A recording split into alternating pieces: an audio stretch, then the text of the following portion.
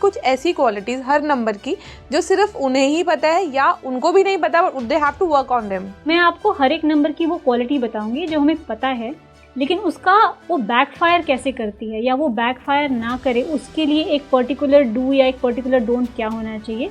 Number 7 को एक manifestation power nature ने दी है, बाकी लोग मैनिफेस्ट करते हैं। नंबर 7 को मैनिफेस्टेशन पावर ऑलरेडी मिली हुई है। कि जनरली भी ये बात में भी कुछ बोल देंगे ना कि मुझे तो लग रहा है कि ये ट्रेन आज लेट हो जाएगी, वो हो जाती है। अच्छा, नंबर 1 के मैंने कई लोग ऐसे देखे जो कुछ नहीं कर रहे लाइफ में। कोई भी इंसान सिर्फ एक नंबर से गवर्न नहीं होता है।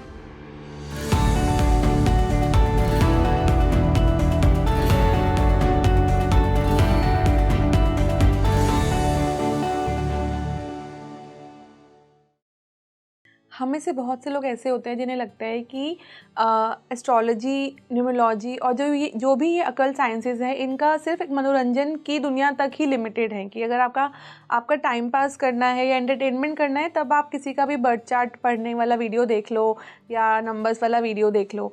लेकिन ये साइंस कितनी डीप है और ये आपकी लाइफ में कितना इम्पैक्ट डाल सकती है, आज इसी टॉपिक पर बात करने के लिए हमारे साथ मौजूद हैं Akanksha Srivastava. Welcome to the show. Thank you Tamanna, thank you for having me. तो आकांक्षा, सबसे पहले तो मेरा सवाल आपसे ये रहेगा कि हम लोग न्यूमरोलॉजी को ना बहुत हल्के में ले लेते हैं। मतलब अगर मैं अपनी बात करूँ तो कुछ समय पहले तक या कुछ टाइम पहले तक भी मुझे लगता था न्यूमरोलॉजी लाइक नंबर्स हैं जिसको बहुत ज़्यादा अगर आप ध्यान दोगे ना तो अपनी लाइफ को और ज़्यादा कॉम्प्लिकेटेड करते रहोगे कि ये नंबर मेरे पास नहीं है, ये नंबर नहीं है। तो इस साइंस को पहले समझना कितना ज़रूरी है और क्या ये इतना इम्पैक्ट करती है आपके ऊपर? तो तमन्ना, सबसे पहले तो ये टॉपिक उठाने के लिए आई थिंक आपके व्यूअर्स आपको थैंक यू ज़रूर करेंगे, क्योंकि जब भी हम न्यूमरोलॉजी की बात करते हैं और आज के टाइम में हर इंसान के पास एक डेट ऑफ बर्थ है, और क्योंकि इतनी ज़्यादा ओवर इंफॉर्मेशन अवेलेबल है कि आई थिंक आधे से ज़्यादा लोग अपने आप को न्यूमरोलॉजिस्ट नहीं भी समझते होंगे तो वो होंगे, क्योंकि हर नंबर की जो एक बेसिक कैरेक्टरिस्टिक्स हैं वो सबको एविडेंट है, सबको पता है।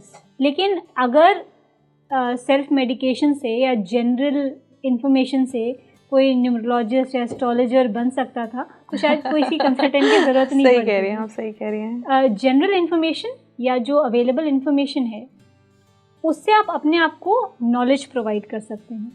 नॉलेज कितनी एक्यूरेट है ये डिफाइन करना बहुत ज़रूरी है। अगर आप भी YouTube वगैरह इंस्टाग्राम पे देखते हैं तो ना एक रील्स बड़ी चलती हैं कि अगर आपका नंबर 1 है तो आप सूर्य के अधीन हैं, आपका ये सन नंबर है तो आप तो लीडरशिप क्वालिटीज़ एंड आपको किसी डोमिनेशन वाला इंसान होना चाहिए और जो सिर्फ अपनी चलाना चाहता है। और नंबर 2 है तो इमोशन से पूरी तरह भरा होना चाहिए। नंबर 3 है तो बहुत सात्विक होना चाहिए, इट्स जुपिटर। 4 में राहु आ जाता है शायद, तो वो कहते हैं ना कि बहुत जल्दबाजी में डिसीजन लेने वाला या मुझे भ्रम में रहने वाला इंसान होता है। लेकिन मैंने इसके बहुत उलट लोगों को देखा है। मतलब अगर नंबर 1 के मैंने कई लोग ऐसे देखे जो कुछ नहीं कर रहे लाइफ में, वो सिर्फ बैठे हैं और कोई उनका रोल नहीं है, नॉट डोमिनेटिंग, मतलब they have no role in the life.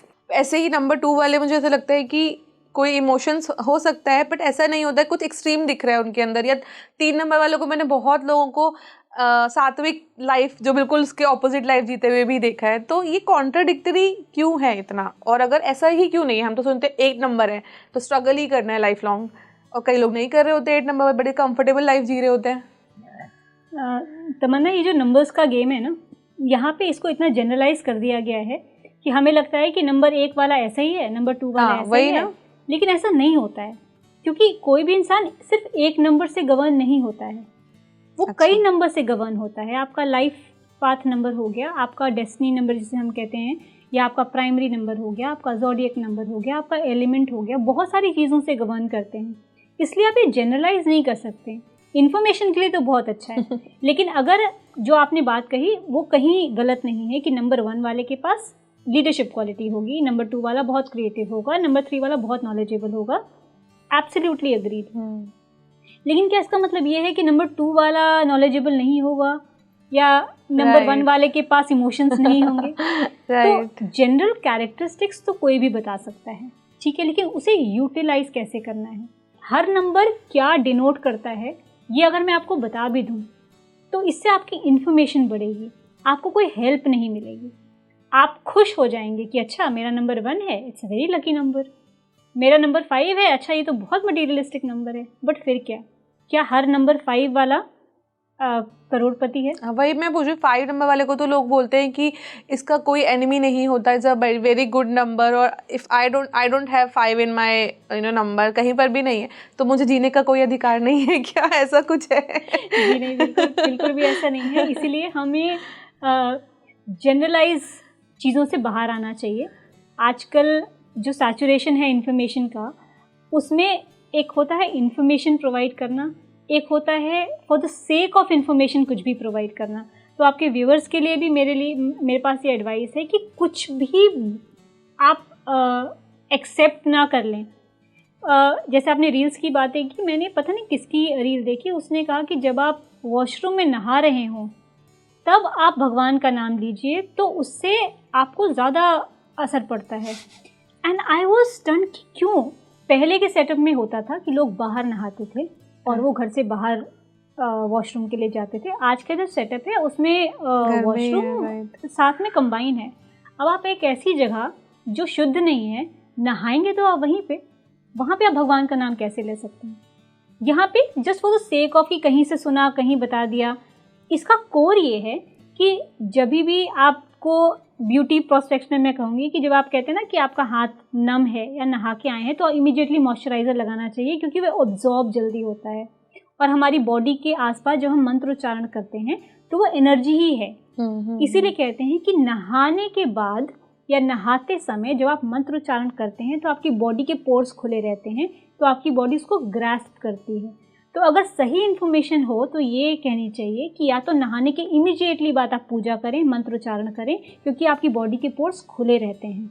और या तो अगर आप बाहर नहाते हैं तब नहाते समय मंत्रों का उच्चारण कर लें। लेकिन एक ऐसी जगह जहाँ पे आपका टॉयलेट भी है, आप नहा भी रहे हैं, वहाँ पे मंत्र का उच्चारण करना बहुत गलत है। इसीलिए ऐसी जो इन्फॉर्मेशन होती है ना, वो मिसकम्युनिकेशन ज़्यादा होता है और लोगों को फ़ायदे कम मिलते हैं, नुकसान ज़्यादा होता है। राइट। इसलिए जब हर नंबर की हम बात करते हैं तो जो प्रिकॉशंस होते हैं ना, या डूज एंड डोंट्स होते हैं, वो हमें ध्यान में रखने चाहिए कि हमारे नंबर्स हमें क्या दे रहे हैं, ये हमें पता है। हमें यूटिलाइज कैसे करना है, उसको बेहतर कैसे बनाना है, उसी से सारा खेल चेंज होता है। अच्छा, हर नंबर एक मैसेज देता है आपको। अगर आप किसी नंबर से बिलोंग करते हो तो क्या वो आपको यूनिवर्स ने किसी स्पेशल चीज़ के लिए दिया है? कुछ खास मोटिव रहा होगा यूनिवर्स का आपको देने के पीछे? आप जिन नंबर्स के साथ पैदा होते हैं या जिस प्लैनेट्स के साथ पैदा होते हैं, ये आपकी डेट ऑफ बर्थ और आपका टाइम ऑफ बर्थ दोनों ही बताता है। क्योंकि जब न्यूमरोलॉजी की बात करते हैं तो हमें टाइम ऑफ बर्थ नहीं चाहिए होता है। लेकिन जब हम चार्ट बनाते हैं तो हमें डेट ऑफ बर्थ और टाइम दोनों चाहिए होते हैं। इसका मतलब दोनों में एक डेट ऑफ बर्थ कॉमन है। जो नंबर्स या जो प्लैनेट्स आप लेकर आते हैं अपने साथ, वो आपके पूर्व पुण्य होते हैं। जो आपके पास्ट लाइफ कर्मा जैसे हम कहते हैं, जिसे हम 5th हाउस से बेसिकली देखते हैं, वो आपको मिला होता है। और आपको इसलिए मिला होता है कि कुछ ऐसी चीज़ें थी जो आपने पूर्व जन्म में बहुत अच्छी की थी, उसकी वजह से आपको एज अ रिवॉर्ड मिला है। और कुछ चीज़ें ऐसी थी जो आपने पास्ट लाइफ में गलतियाँ की थी, इस वजह से आपको इस लाइफ में ऐसा मिला है। एस्ट्रोलॉजिकल पर्सपेक्टिव से अगर बताऊं तो हम कहते हैं कि अगर किसी का जुपिटर बहुत स्ट्रांग है, या लगन में जुपिटर मिला है, या आपके 2nd हाउस में जुपिटर मिला है, तो आप बहुत अच्छे परिवार में इसलिए पैदा हुए हैं क्योंकि आपको पूर्व पुण्य आपके बहुत अच्छे हैं। लेकिन अगर कहीं आपका जुपिटर खराब हाउस में है, 6th हाउस में है, या अगर आपका मार्स भी 6th हाउस में है, क्योंकि हम एस्ट्रोलॉजी में कहते हैं कि 6th हाउस इज़ फॉर आपका रोग, आपके शत्रु, आपके कॉन्फ्लिक्ट्स। लेकिन अगर वहाँ पे मार्स आपको मिला है तो वो बहुत अच्छा है। लेकिन अच्छा इसलिए क्योंकि आपको वो करेज दे रहा है अपनी प्रॉब्लम से लड़ने का। लेकिन मिला क्यों है, उसका नेगेटिव रिजल्ट क्यों दिख रहा है? क्योंकि शायद आपने पास्ट लाइफ में आपने अपने भाई बहन के साथ या मित्रों के साथ या बाकी जो आपके आसपास के लोग हैं उनकी शायद हेल्प नहीं की होगी। इसलिए आपका मार्स आपको 6th हाउस में मिला है, जो आपको ये बताता है, रिस्पॉन्सिबिलिटी देता है कि आपको इस लाइफ में जितने लोग आपके पास आएँ आपको उनकी मदद करनी है, ताकि जो पास्ट कर्मा है वो आप इस लाइफ में फिक्स कर सकें। न्यूमरोलॉजी पर्सपेक्टिव से वो नंबर आपको कुछ कमियां और कुछ स्ट्रेंथ देता है। बहुत सारे लोग, या मैंने कई लोगों को कहते हुए सुना है कि कुछ पर्टिकुलर नंबर्स बहुत स्ट्रांग होते हैं, 1 3 5 6 तो ऐसे लगता है कि बस जिनके पास ये नंबर्स हैं बस लॉटरी है, वो उनकी लॉटरी है। लेकिन सारी सबकी लॉटरी इन कैश होती नहीं, लॉटरी का टिकट कोई भी खरीद सकता है, लगती सबकी नहीं है। 1 3 5 6 ऑफकोर्स थोड़े से फॉर्चुनेट ऑफकोर्स नंबर हैं, उनकी अपनी पोटेंसी है, उनका अपना स्ट्रेंथ है, लेकिन इसका मतलब ये नहीं है कि 2 नंबर जो इमोशनल है, 7 नंबर जो केतु का है, ऐसे लोग सक्सेसफुल होते ही नहीं हैं। नंबर के बारे में अगर एक के बाद एक हम लेते जाएं, मैं नेक्स्ट आपसे वही पूछने वाली थी कि अब व्यूअर्स जो हैं हमारे वो न्यूमरोलॉजी पॉडकास्ट देख रहे हैं, तो आई एम श्योर वो अपने पर्सनल नंबर का ज़रूर वेट कर रहे होंगे कि हमारा नंबर कब आएगा आएगा नंबर आएगा। तो हम उसी पे ही बात करेंगे कि हर नंबर का कुछ क्वालिटीज़ जो हम जनरली सुनते रहे हैं, जो भी आपको भी पता है कि जो मैंने अभी भी डिस्कस करा था कि डेट 1 नंबर का ये, बट कुछ सीक्रेट क्वालिटीज़ जो होती है जो शायद वो नंबर वाले जो लोग हैं वही जानते हैं, दुनिया नहीं जानती होगी कि ये क्वालिटी है इनके अंदर। तो मैं आपसे ना पर्टिकुलरली उसी चीज़ पे बात करना चाहूँगी कि कुछ ऐसी क्वालिटीज़ हर नंबर की जो सिर्फ उन्हें ही पता है या उनको भी नहीं पता, but they have to work on them. So मैं आपको सारे नंबर्स की क्वालिटीज़ बताऊंगी, और क्योंकि जब आप अपने बारे में अच्छा सुनते हैं ना तो बस फिर आप और कुछ नहीं सुनना चाहते, दिन बन जाता है या किसी नंबर के बारे में जब आप नेगेटिव सुनते हैं तो फिर आप उसके अच्छा सा ही देखना नहीं चाहते। तो मैं आपको हर एक नंबर की वो क्वालिटी बताऊंगी जो हमें पता है, लेकिन उसका वो बैकफायर कैसे करती है या वो बैकफायर ना करे उसके लिए एक पर्टिकुलर डू या एक पर्टिकुलर डोंट क्या होना चाहिए। आई थिंक ये शायद आपके व्यूअर्स को भी हेल्प करेगा। तो शुरू करते हैं नंबर 1 से। नंबर 1 जो कि सबसे ज़्यादा फैसिनेटिंग नंबर माना जाता है कि बस ये तो सूर्य का नंबर, राजा का नंबर। मैंने सब्जी बेचते हुए भी नंबर 1 देखे हैं। सो यहाँ पे नंबर 1 अगर आपको मिला है तो ऑफ कोर्स आप में वो क्वालिटी है कि आप लीड कर सकें। ओके। यहाँ पे हमारी प्रॉब्लम है कि हम सक्सेस को फेम से और पैसे से ही कन्वे करते हैं कि नंबर 1 का मतलब अंबानी। हर इंसान अंबानी नहीं है। अगर एक सब्जी वाला है जो सब्जी बेच रहा है, उसे देख के हम कहेंगे कि ये तो नंबर 1 देखिए पैदा हुआ है तो सब्जी बेच रहा है, लेकिन आप ये देखिए कि हो सकता है कि उसके घर में ऐसी कंडीशंस हो जहाँ पे कोई कुछ नहीं कर रहा हो और उसने अपनी लीडरशिप क्वालिटी का यूटिलाइजेशन करके अपनी सर्कमस्टेंसेस को ऐसे बनाया कि मैं सब्जी भी बेचूंगा तो मैं ऐसे बेचूंगा कि मैं अपने घर को भी संभालूंगा और इसमें भी सबसे बेस्ट दूंगा। हम हर इंसान को उसके लेवल से आंकते हैं कि ये तो सब, हम काम को छोटा समझते हैं। हम सोचते हैं जो फेमस है वो अच्छा है। राइट। यहाँ पे अगर आपका नंबर आपको ये क्वालिटी दे रहा है कि आप में ये लीडरशिप है, बड़े पर्सपेक्टिव पे बात करते हैं, सब्जी वाले को हटा देते हैं, कि आपका नंबर 1 है, आप लाइफ में कुछ करना चाहते हैं, तो आप सुन के खुश हो जाएंगे कि अब तो मेरे पास सब कुछ है, मतलब मैं तो राजा ही पैदा हुआ, बस मेरे पास सभा की कमी है बस राजा तो बन के मैं पैदा हुआ, महल नहीं है, बाकी सब ठीक है। जैसे हम कहते हैं ना कि कोई किसी की शादी नहीं हो रही है तो हम कहते हैं कि शादी क्यों नहीं कर रहे हो, तो कहते हैं कि बस गेस्ट हाउस रेडी है, रिश्तेदार भी रेडी है, बस लड़की नहीं मिल रही है। तो नंबर 1 वालों को ऑफ कोर्स लीडरशिप क्वालिटी है, वो कहीं भी लीड कर सकते हैं। इनफैक्ट वो डोमिनेशन वर्ड की जो आपने बात की, होते हैं थोड़े से डोमिनेंट, क्योंकि वो बड़े ओपिनियनेटेड होते हैं। वो कोई भी हो, किसी भी लेवल का हो, एक बच्चा भी होगा ना तो बहुत ओपिनियनेटेड होगा, लेकिन वो फेल क्यों करते हैं? क्योंकि जब आप ये कहते हैं कि मैं ही सही, मैं ही राजा, मैं ही मंत्री, माय वे और हाईवे, फिर आप कोई भी इंसान ना अकेले काम नहीं कर सकता, अकेले सरवाइव नहीं कर सकता। तो नंबर 1 के साथ प्रॉब्लम यही है कि वो सुनते नहीं है किसी की।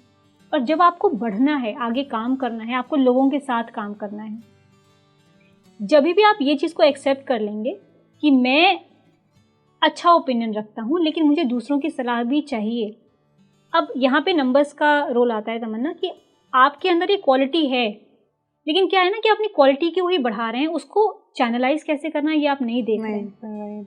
नंबर 1 के लिए बहुत लोगों का आता है कि आप जो बिजनेस पीपल हैं या जो किसी जॉब में हैं उनके लिए तो आप बता देते हैं। अब जो हाउस वाइफ्स हैं वो नंबर 1 लेके वो क्या कर लेंगी?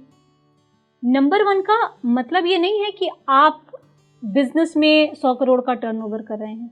नंबर 1 का मतलब ये है कि आप में लीड करने की, रिस्पॉन्सिबिलिटी लेने की, हैंडल करने की, ऑर्गेनाइज करने की क्वालिटी है। ओके।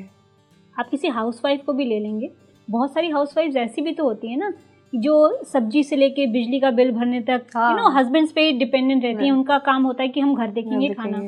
कुछ ऐसे होते हैं कि they are very prim and proper, कि अगर हस्बैंड वो हाउस वाइफ भी हैं तो दे आर वेरी पर्टिकुलर कि बिजली के बिल से लेके घर का nook and corner, they will do it everything on their own. Yes yes, I seen ये लीडरशिप क्वालिटी तो है।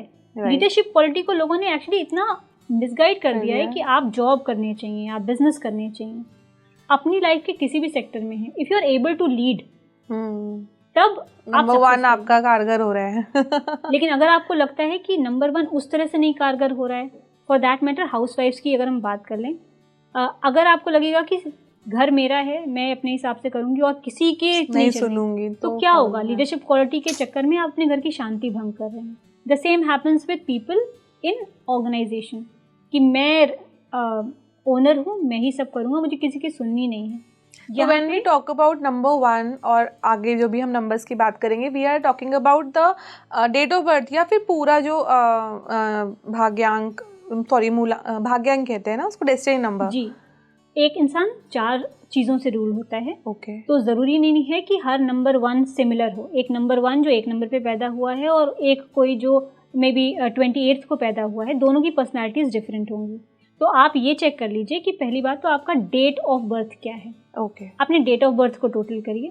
आप 1 तारीख को पैदा हुए हैं, 10 को पैदा हुए हैं, 28 को पैदा हुए हैं, 19 को पैदा हुए हैं, तो आप एक नंबर 1 हैं, ठीक है। ये आपका प्राइमरी नंबर होता है। उसके बाद आता है आपका डेस्टिनी नंबर। आप अपने पूरे डेट ऑफ बर्थ को ऐड कर लीजिए, जो भी डेट ऑफ बर्थ आती है उसको सिंगल डिजिट में करिए, ये होगा आपका डेस्टिनी नंबर। फिर आपका आता है आपका ज़ोडिएक साइन, कि आप जिस मंथ में पैदा हुए हैं, आप अपना ज़ोडिएक साइन इंग्लिश कैलेंडर के हिसाब से निकाल लीजिए कि आप एरियन हैं, कैंसेरियन हैं या सैजिटेरियस हैं। उस हिसाब से आपको आपका ज़ोडिएक नंबर मिल जाएगा। और उसके बाद आप एलिमेंट। नाउ क्योंकि आप 4 चीज़ों से गवर्न हैं, कहते हैं ना कि आपकी फैमिली में अगर 4 लोग हैं, किसी एक से आप बहुत प्यार करते हैं, किसी माँ के 4 बच्चे हैं तो किसी एक का अटैचमेंट ज़्यादा है। उसी तरह से ज़रूरी नहीं है कि आपका प्राइमरी नंबर अगर 2 है तो आप वो इमोशनल और क्रिएटिव ही हो सकता है कि आप एक डबल नंबर 9 हो सकता है आप एक एरियन हो और आपका डेस्टिनी नंबर 9 पे आता है। अच्छा। तो आप में वो मार्शियन एनर्जी ज़्यादा होगी। तो आपका जो भी डेट ऑफ बर्थ है, आप अपने नंबर्स टोटल करिए, देखिए कि हर नंबर क्या एनर्जी देता है, और फिर ये देखिए कि आप में प्रोमिनेंस किस चीज़ का है।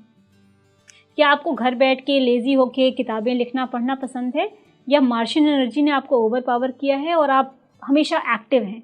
ये आपको खुद एनालाइज करना पड़ेगा। ये मैनिफेस्ट भी होती हैं चीज़ें, इम्प्लीमेंट भी होती हैं चीज़ें, क्योंकि आप जब पैदा होते हैं, आपके जो नंबर्स आपको रूल करते हैं, कोई एक एनर्जी तो डोमिनेंट होगी ना दूसरे पे। तो उस हिसाब से आप देख लें। अदरवाइज अगर ये व्यूअर्स को थोड़ा सा कंफ्यूजिंग लगे तो आप अपने प्राइमरी नंबर से भी जज कर सकते हैं, क्योंकि प्राइमरी नंबर आपके पर्सनैलिटी और कैरेक्टरिस्टिक्स को दिखाता है। ठीक है, तो अब हम नंबर 2 पे चलते हैं। नंबर 2 के लोगों को बेसिकली मून से गवर्न होते हैं, बहुत क्रिएटिव माना जाता है, लेकिन सबसे बड़ी प्रॉब्लम जो इनके साथ होती है वो ये लेज़ी होते हैं बहुत ज़्यादा। ये सबको पता है, ये एक बहुत एविडेंट सी कैरेक्टरिस्टिक है। ये एक नॉन मटीरियलिस्टिक नंबर माना जाता है, लेकिन जो इन्हें नहीं पता है, अगर आपको पता है कि मेरे पास ये प्रॉब्लम है तो इसको फिक्स कैसे करें, तो ऐसे लोगों को प्रॉब्लम फिक्स करने के लिए अगर वो बिजनेस में हैं तो उन्हें मेक श्योर करना पड़ेगा कि कोई 1 नंबर का पर्सन एसोसिएटेड हो, ऑन पेपर या ऑफ पेपर या एसोसिएट, जिसका इन्फ्लुएंस आप पे बहुत ज़्यादा हो। वो आपकी क्रिएटिविटी को मटीरियलाइज करने में हेल्प करेगा। क्योंकि नंबर 2 के लोग क्रिएटिव बहुत होते हैं, लेकिन वो जब बिजनेस करने पे आते हैं ना, तो वो बिजनेस एक्यूमेन उनको बड़ा इमोशनली डील करते हैं और बिजनेस में इमोशंस नहीं चलते, इसलिए नंबर 1 की वहाँ पे उनको ज़रूरत होती है। तो नंबर 2 अगर बिजनेस करना चाहते हैं तो मेक श्योर करें कि किसी 1 नंबर को एसोसिएट ज़रूर कर लें अपने एडवाइज़र के तरह, ताकि वो मटीरियलाइज हो सके। नंबर 3 होता है जुपिटर का, जो कि ऑफकोर्स ज्ञान का नंबर होता है। तो जब आप किसी को कहते हैं ना कि आप बहुत ज्ञानी हो गए, बहुत नॉलेजेबल हो गए, नंबर 3 के लोगों में ऐसा होता भी है कि वो हर फील्ड में ये चाहते हैं कि मुझे ये भी पता हो, वो भी पता हो। ऐसे लोग बहुत अच्छे पैसिफायर्स होते हैं। 2 लोगों में झगड़ा होता है ना, ऐसे लोग लॉयर्स बहुत अच्छे बनते हैं, क्योंकि आप दोनों डिपार्टमेंट को समझ के पैसिफाई करा देते हैं। इसलिए नंबर 3 के लोग जब मेरे पास कभी बच्चों की कंसल्टेशन के लिए आते हैं कि किस फील्ड में जाना चाहिए, तो आई वुड ऑलवेज सजेस्ट कि अगर उनका इंटरेस्ट है लॉ में या मीडिएशन काइंड ऑफ थिंग में, तो उसमें जाना चाहिए उनको। लेकिन नंबर 3 की भी प्रॉब्लम ना नंबर 1 की तरह है। कहते हैं कि जब ज्ञान आता है ना तो ईगो लाता है, घमंड लाता है। तो नंबर 3 के लोगों को भी आप ये कहते हुए सुनेंगे, वो सुन लेंगे आपकी, बट उनका है कि नहीं ऐसा नहीं होता, इसके पीछे कोई लॉजिक नहीं है, लॉजिक दो। बट हर चीज़ का लॉजिक नहीं होता। नंबर 3 के लोग जो ज्ञान है ना, कहते हैं कि गुरु वही अच्छा होता है जो हर समय ज्ञान लेने के लिए तत्पर रहे। जिस समय आपने कह दिया कि मुझे सब आता है, इसका मतलब है कि आपको कुछ नहीं आता। तो नंबर 3 को लोगों के लिए बहुत ज़रूरी है कि वो किसी भी फील्ड में हो, वो जो कंटिन्यूअस हंगर ऑफ इंफॉर्मेशन और नॉलेज है उसको कभी नहीं करें, रोके नहीं। ऐसे लोग अपने पैर पे तब कुल्हाड़ी मारते हैं जब वो कहते हैं कि अब मुझे सब आता है, मुझे कोई मत सिखाओ। वहीं से उनकी स्टैग्नेंसी शुरू हो जाती है। तो वो अच्छे लर्नर जब तक नहीं बनेंगे तब तक उन्हें सक्सेस वो अपने आप को रोक के रखेंगे। अच्छा, हम जैसे नंबर 3 की बात कर रहे हैं, तो नंबर 3 जैसे हमने बात की पहले कि 1 10 और 2 8, तो इससे भी क्या इम्पैक्ट पड़ता है कि आपका पहला नंबर क्या है? लाइक अगर मैं कहूँ नंबर 3 is 3, 21 इज ऑल्सो 3, तो 2 और 1 हो रहे हैं, तो 2 का इम्पैक्ट ज़्यादा रहेगा, फिर 1 का भी इम्पैक्ट आएगा, फिर 3 का भी आएगा। एग्जैक्टली। आपका प्राइमरी नंबर सेम हो सकता है, क्योंकि आप अगर 3 तारीख को पैदा हुए हैं तो भी आपका नंबर 3 है। राइट। आप 12 को पैदा हुए हैं, 21 को पैदा हुए हैं तो भी आपका नंबर 3 है। लेकिन हर नंबर 3 डिफरेंट होता है। अब नंबर 3, नंबर 12, नंबर 21 और नंबर 30, ये चारों लोग डिफरेंट हो सकते हैं, एब्सोल्युटली डिफरेंट हो सकते हैं, क्योंकि इनकी एनर्जीज जो प्राइमरी एनर्जीज हैं वो डिफरेंट हैं। नंबर 3 में जुपिटेरियन ज़्यादा है, नंबर 12 में आपकी सन की एनर्जी ज़्यादा है, आप इमोशंस बाद में रखते हैं, आप सन के लीडरशिप क्वालिटी आप में ज़्यादा है। इनफैक्ट नंबर 21 की बात करेंगे तो वो इमोशनली ज़्यादा सोचते हैं, जब उनको बहुत पुश किया जाता है तब जाके उनका सन एक्टिवेट होता है। सो इस तरह से हम लोगों को कैटेगराइज कर सकते हैं कि क्यों नंबर तो हमारे पास 9 ही है, राइट, लेकिन हर इंसान सेम नहीं होता। अब बाई चांस अगर हम ये कह सकते हैं कि अगर नंबर 21 और नंबर 2 ऑलमोस्ट सिमिलर दिख रहे हैं, लेकिन फिर भी क्यों डिफरेंट हैं या फिर भी क्यों सिमिलर हैं, तो जो बाकी एलिमेंट्स हैं, हो सकता है नंबर 3 और नंबर 21 वैसे डिफरेंट हों लेकिन दोनों वाटरी साइन के हों, तो वो वाटरी साइन उनको कनेक्ट करके रखेगा, इसलिए उनमें वो कॉमनैलिटी आ जाएगी। अदरवाइज अगर आपका प्राइमरी नंबर दूसरा है, आपका सेकेंडरी नंबर दूसरा है, लाइफ पाथ नंबर दूसरा है, तो उस लाइफ पाथ नंबर की एनर्जी आप पे अलग तरह से काम करेगी और नंबर 21 वाले पे अलग तरह से काम करेगी। तो नंबर 4 पे चलते हैं। नंबर 4 की भी बात करें तो अगेन नंबर 4 और 8 काफ़ी इनफेमस नंबर है, लेकिन नंबर 4 राहु का नंबर है बेसिकली। और अगेन जैसे मैंने कहा कि हर नंबर अलग है, तो नंबर 4, नंबर 22, ये सारे नंबर अलग अलग इम्पैक्ट देते हैं। तो नंबर 4 को राहु का नंबर माना जाता है, जिसे एस्ट्रोलॉजी में हम एक्सपेंशन का नंबर कहते हैं। अब एक्सपेंशन किस चीज़ में हो रहा है ये बहुत इम्पॉर्टेंट है। आपकी नेगेटिविटी इन्हांस हो रही है, आपकी पॉजिटिविटी इन्हांस हो रही है, नॉलेज इन्हांस हो रही है, क्योंकि राहु पॉपुलैरिटी के लिए बहुत इम्पॉर्टेंट है। लेकिन जैसे एक चीज़ हमें पता है कि राहु इल्यूजन देता है, ये नॉर्मल सा कैरेक्टरिस्टिक है, क्योंकि राहु वाले बहुत इंटेलिजेंट होते हैं, और जब आपका दिमाग बहुत तेज़ी से, बहुत स्पीड से काम करता है ना, तो बाकी लोग आपको समझ नहीं पाते हैं। तो इस पर्सपेक्टिव में उनको प्रॉब्लम नहीं होती है कि उनमें आइडियाज़ की कमी है या किसी और चीज़ की कमी है। जो सबसे बड़ी प्रॉब्लम होती है ना, जो राहु वाले लोग समझ नहीं पाते हैं, रिलेशनशिप में आप इनके हमेशा प्रॉब्लम देखेंगे, क्योंकि जो ये सोचते हैं ना वो एक्सप्लेन नहीं कर पाते, इनके माइंड और इनके वर्डिंग्स कभी मैच नहीं करते। तो आप अगर किसी ऐसी फीमेल से मिलेंगे ना, या मेल से भी मिलेंगे जिसका स्पाउस नंबर 4 का है, तो आप उनको ये कहेंगे कि बड़े ही अनरोमांटिक हैं या ये ना कभी अप्रिशिएट नहीं करते। लेकिन बहुत सारे लोग ऐसे भी हैं जहाँ पे आप कहेंगे कि नहीं, मेरे हस्बैंड या मेरी वाइफ है तो नंबर 4 की, लेकिन एक्सप्रेस करते हैं, तो क्यों ये लोग डिफरेंट हैं? हो सकता है कि जो नंबर 4 का इंसान है वो वीनस से ज़्यादा गवर्न हो सकता है उसका डेस्टिनी नंबर 6 आता हो सकता है कि उसका जो एलिमेंट है वो वाटर से गवर्न हो, इस वजह से वो इतना रोमांटिक या एक्सप्रेसिव हो पाता है, क्योंकि राहु ना उतने एक्सप्रेस करने नहीं देता है। तो इन लोगों के लिए मेरा सजेशन यही है कि आप अपनी जो थॉट प्रोसेस है या अपनी जो प्लानिंग है उसमें आप अच्छा कर रहे हैं, बहुत अच्छी बात है, लेकिन अगेन आप बहुत ज़्यादा मिसअंडरस्टूड होंगे, क्योंकि आपको आर्ट ऑफ कम्युनिकेशन सीखनी पड़ेगी। इसलिए बहुत टफ रेमेडी देने की जगह मैं नंबर 4 वालों को हमेशा ये रेमेडी देती हूँ कि आप ना किसी अच्छे राइटर की बुक पढ़िए, आर्ट ऑफ कम्युनिकेशन पढ़िए, क्योंकि यही है जो आपकी प्रॉब्लम एरिया है, जो आपको सीखना है।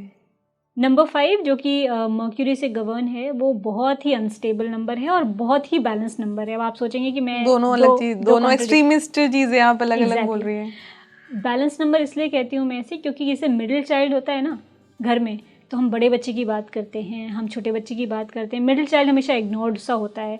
तो नंबर 5 को भी अक्सर हम इग्नोर्ड सा इसलिए कहते हैं क्योंकि हम सोचते हैं कि ये तो हर एक नंबर्स के साथ चल जाता है। आप नंबर 5 को देखेंगे, ये बूढ़े बुजुर्ग बच्चे, वो किसी भी एज ग्रुप का हो, आप बहुत अच्छे से मिक्स हो जाएंगे उसके साथ, क्योंकि वो नंबर की क्वालिटी है, सोशल है ये नंबर। लेकिन प्रॉब्लम आती है यहाँ पे कि अनस्टेबल नंबर है in terms of fickle mindedness, क्योंकि मर्क्यूरी अगर आप एज अ एलिमेंट भी देखेंगे तो जैसे ही वो अनस्टेबल सा एलिमेंट आता है वो इधर उधर ही जाता है। इनके माइंड भी ऐसे होते हैं, ये बड़े जल्दी बोर हो जाते हैं। अब मर्क्यूरी की जब बात करते हैं तो जो एम्फसाइज होता है वो ये होता है कि ये लोग बड़े एडवेंचरस होते हैं, बहुत फन लविंग होते हैं। लेकिन जो नहीं इनके बारे में बात की जाती है वो ये है कि इनकी ज़बान की कोई वैल्यू नहीं होती। नॉट दैट कि गलत लोग होते हैं या इंटेंशनली करते हैं। ज़बान की वैल्यू का मतलब यहाँ पे ये हो गया कि आपका माइंड इतनी जल्दी चेंज होता है कि आपने सुबह कुछ प्लान बनाया वो शाम को है नहीं, और लोग आपके बारे में सोचते हैं कि इससे तो कुछ कहो नहीं, अदरवाइज इससे कोई ट्रस्ट नहीं कर सकते हो, कि प्लान्स पे ट्रस्ट नहीं कर सकते हो। और ये जो इंस्टेबिलिटी है ये आपके फैमिली मेम्बर्स तो समझ सकते हैं, लेकिन जब ये जो एक्साइटमेंट है ना, आप जब जॉब में ढूंढने लगेंगे, आप बिजनेस में ढूंढने लग जाएंगे, रिलेशनशिप में ढूंढने लग जाएंगे, हर बार नया, तो कुछ चीज़ें स्टेबिलिटी मांगती हैं, आपका पार्टनर स्टेबिलिटी मांगता है। लेकिन आप हमेशा देखेंगे नंबर 5 के लोगों का पहला रिलेशनशिप हमेशा टूटता है, सम वे और दी अदर। अगर नहीं टूटा है तो मे बी कोई ना कोई और नंबर प्रोमिनेंट है, अदरवाइज ये बहुत जनरल सा है, बिकॉज ऑफ दैट फैक्ट कि उन्हें एक्साइटमेंट चाहिए, कुछ नया चाहिए, और वो बोर बड़ी जल्दी हो जाते हैं। तो आप जॉब से बोर होते रहेंगे। नंबर 5 वालों को इसलिए मैं हमेशा कहती हूँ उनको गवर्नमेंट जॉब नहीं करनी चाहिए। कोई भी पेरेंट जब आता है ना जहाँ पे मर्करी या नंबर 5 बहुत प्रोमिनेंट होता है, मैं पेरेंट को बोलती हूँ इनको गवर्नमेंट जॉब के लिए कभी भी फोर्स मत करिए। यूपीएससी करवाना है ये प्लीज़ मत करिए, बोर हो जाएंगे, ये अच्छे नहीं साबित हो पाएंगे। आप इनको कुछ ऐसे फील्ड में डालिए जहाँ कुछ नया, इवेंट मैनेजमेंट या हर चीज़, इवेंट मैनेजमेंट हो गया, कुछ नया कर रहे हैं आप रोज़। फॉर दैट मैटर लॉयर्स जैसे मैंने बताया बड़े अच्छे होते हैं नंबर 5 वाले भी, क्योंकि दोनों पार्टियों के बीच में है ना, 4 नंबर आगे 4 नंबर पीछे, और हर केस एक नया चैलेंज देता है। तो ऐसे लोगों को हमेशा ये ध्यान रखना चाहिए कि आप जानते हैं कि आपको बार बार चेंज करना का शौक़ है, लेकिन आप अगर अपनी फील्ड कुछ सिलेक्ट करना चाहते हैं तो ऐसी सिलेक्ट करिए कि आप सेम फील्ड में रोज़ कुछ नया कर सकें। अदरवाइज फिर आपको जॉब सेटिस्फैक्शन नहीं मिलेगी, पार्टनर आप रोज़ चेंज नहीं कर सकते। राइट, ठीक है। तो आप मेक श्योर करिए कि आप जो एक्साइटमेंट लाइफ में ढूंढ रहे हैं वो अपने पार्टनर के साथ ढूंढिए, पार्टनर को मत ढूंढिए, पार्टनर ये बहुत आई थिंक ध्यान रखने वाली बात है। पार्टनर को नहीं आपने कुछ गड़बड़ करनी है, ना चेंज करना, उसके साथ ही आप कैसे अपने रिलेशनशिप को और एनहांस कर सकते हैं उसके तरीके ढूंढिए। एग्जैक्टली। और अगला नंबर आता है 6 का, राइट। वीनस, जैसे 8 मोस्ट इनफेमस है, 6 बहुत फेमस है, राइट। लेकिन 6 के बारे में मैं अच्छी चीज़ें यही बोल सकती हूँ कि हाँ ये थोड़ा सा ब्लेस्ड नंबर होता है इन टर्म्स ऑफ वीनस। जो कंफर्ट आपको मिला है, मैं ये नहीं कह रही हूँ कि नंबर 6 की लाइफ में चैलेंजेस नहीं आते, बिल्कुल आते हैं, अपने अपने लेवल पे आते हैं। लेकिन अगर आप अपने आसपास देखेंगे ना तो आप हमेशा ये महसूस करेंगे कि आपको थोड़ी सी अच्छे से चीज़ें मिल गई हैं या थोड़ा सा ज़्यादा कन्वीनियंस से मिल गई हैं। अब क्योंकि हमेशा हम luxury, Venus, success, film stars की भी जब हम बात करते हैं तो क्योंकि नंबर 6 हैं तो ये बॉलीवुड के दिस एंड दैट बनेंगे। लेकिन जो इनका वीक पॉइंट है जो कोई नहीं बताता वो ये है कि इस नंबर के जो लोग होते हैं वो अक्सर उनका दिल क्यों टूटता है, वो हमेशा इस हार्ट ब्रोकन स्टेट में क्यों रहते हैं, ये कोई नहीं बताता है। हमेशा उनकी सक्सेस और फेम और कंफर्ट ही हम दिखाते हैं। ओके। नंबर 6 के लोग नॉर्मल लाइफ में भी हार्ट ब्रोकन होते हैं, वो इसलिए क्योंकि ऐसे लोग अपने रिलेशनशिप के लिए ना बहुत ऑब्सेसिव हो जाते हैं। नॉट दैट कि वो सफोकेट करना चाहते हैं, लेकिन इनकी जो ओवर केयर होती है ना, हर इंसान को नहीं चाहिए होती है ओवर केयर। अब एक नंबर 6 का इंसान अगर नंबर 2 को ओवर केयर करेगा, नंबर 2 को बड़ा अच्छा लगेगा, लेकिन अगर नंबर 6 का इंसान नंबर 1 या नंबर 9 पे ऐसे ही ओवर केयर, तुमने खाना खाया, तुम पहुँचे, the person will be suffocated, बहुत सफोकेटेड हो जाएगा। लेकिन नंबर 6 के लोग जो मुझे सुन भी रहे होंगे ना, वो शायद ये मेरे से अग्री नहीं करेंगे। नंबर 6 के लोग कभी अग्री नहीं करते। नंबर 6 के साथ जो रहता है वो अग्री करते हैं कि नहीं नहीं, यू आर राइट। क्योंकि आपकी जो केयर है ना, आपका जो ओवर कंपैशन है, वो सामने वाले को सफोकेट कर सकता है। क्योंकि हर इंसान को ना एक ब्रीदिंग स्पेस चाहिए होता है। तो अगर नंबर 6 और नंबर 1 आपस में जुड़ जाएंगे तो फिर ये क्लैश रह सकता है उनका? बहुत क्लैश है। इनफैक्ट जब आलिया भट्ट और रणवीर कपूर की शादी हुई थी तो ये डिस्कशन हुआ था ऑलमोस्ट हमारे ऑर्गेनाइजेशन में ही। बट क्योंकि मैं वो बॉलीवुड सेलिब्रिटीज़ का रिलेशनशिप की मैं ऐसे देती नहीं हूँ ज़्यादा, क्योंकि it does not look good कि मैं किसी और के रिलेशनशिप के बारे में प्रेडिक्शन कर रही हूँ। इससे बेटर है कि मैं कोई मंडेन करूँ जो नेशनल उसको अफेक्ट करे। तो वहाँ पे वो एक इशू आ सकता है इन लॉन्ग टर्म, अगर इसको ख्याल नहीं रखा गया कि नंबर 6 अटेंशन सीक करता है, ओवर केयर करता है, केयर सीक करता है, को अपना टाइम सीक करता है। नंबर 1 बहुत प्रैक्टिकल होते हैं। नंबर 1 के लिए वो इमोशन इज़ ओके, ऐसा नहीं है कि नंबर 1 रोमांटिक नहीं होते हैं, लेकिन टू अ लिमिट। तो यहाँ पे क्लैश आता है क्योंकि एक दूसरे से ना एक्सपेक्टेशन एकदम डिफरेंट होती है। हालांकि नंबर 1 और नंबर 2 अगर आप देखेंगे, number 1 is sun, number 2 is moon, different energies हैं, लेकिन ये दोनों एक साथ बहुत अच्छे से अलाइन करते हैं। ओके। क्योंकि नंबर 1 सूरज है, जब सूरज जागता है तो चांद नहीं दिखता, जब चांद जागता है तो सूरज नहीं दिखता। तो इसका मतलब ये है कि इन दोनों की एक दूसरे से एक्सपेक्टेशन एकदम डिफरेंट है, इसलिए दोनों कंपैटिबल भी हैं दोनों आपस में, बहुत अंडरस्टैंडिंग लेवल सब बढ़िया है। नंबर 2 को चाहिए कि तुम मुझे मोटिवेट करो, नंबर 1 को चाहिए कि मुझे जो थोड़ा बहुत इमोशन चाहिए आप मुझे वो दे दो। तो this is how we balance energy. तो नंबर 6 वालों के लिए जो सबसे बड़ी टिप है वो यही है कि आपको अगर हार्ट ब्रेक्स हो रहे हैं या आपको लग रहा है कि आपका हस्बैंड, आपकी वाइफ, आपके बच्चे, आपके पेरेंट्स आपको वैल्यू नहीं कर रहे हैं, कि आप तो बहुत करते हैं उनके लिए, तो आपको ये ध्यान रखना है कि आप थोड़ा सा स्कैनिंग करिए कि आपकी केयर उनके लिए सफोकेशन तो नहीं बन रही है। ओके। नंबर 6 के बहुत सारे क्लाइंट्स मेरे ऐसे हैं जो कहते हैं सब कुछ बहुत अच्छा चल रहा था, अचानक ही उसने ब्रेकअप कर लिया। अब ये बहुत डिफ़िकल्ट होता है बताना उन्हें कि शायद आपका केयर उनके लिए सफोकेशन बन गया। तो रिलेशनशिप नंबर 6 के हाथ में है, तो बेटर है कि आप अपने पार्टनर को, फॉर दैट मैटर अपने बच्चों को थोड़ा सा स्पेस दें, उन्हें उनके डिसीजंस लेने दें। तो उनकी लाइफ हार्ट ब्रेक्स का जो प्रॉब्लम है वो कम हो जाएगा। राइट। नंबर 7 की तरफ नंबर 7 जो कि केतु से रूल है, जिसे हम स्पिरिचुअलिटी का नंबर कहते हैं। और यहाँ पे आप बहुत सारे लोगों को ये कहते सुनेंगे, जो कि सही है, कि रिसर्च का नंबर है, डिटैचमेंट का नंबर है, ऐसे लोग स्पिरिचुअल बहुत होते हैं, एवरीथिंग इज़ फाइन। लेकिन सबसे ज़्यादा नंबर 7 के लोग रोते हुए मिलते हैं कि लोग मुझे समझते नहीं हैं, मुझे धोखे मिलते हैं, and so on and so fourth. Number 7 को एक मैनिफेस्टेशन पावर नेचर ने दी है, बाकी लोग मैनिफेस्ट करते हैं। नंबर 7 को मैनिफेस्टेशन पावर ऑलरेडी मिली हुई है। कि जनरली भी ये बात में भी कुछ बोल देंगे ना कि मुझे तो लग रहा है कि ये ट्रेन आज लेट हो जाएगी, वो हो जाती है। अच्छा। आप किसी भी नंबर 7 से मिलेंगे तो कहेंगे मैं जो कहता हूँ वो अपने आप ही हो जाता है, देखा मैंने कहा था तो ये सही हो गया, मैंने कहा था ये गलत हो गया। बट इनकी लाइफ के साथ सबसे बड़ा प्रॉब्लम ये है कि ये दुनिया में एनालाइज करते हैं, दूसरों के बारे में कहते हैं कि यार तुम्हारा बहुत अच्छा है, अपने बारे में हमेशा रोना रोते रहते हैं। ओके।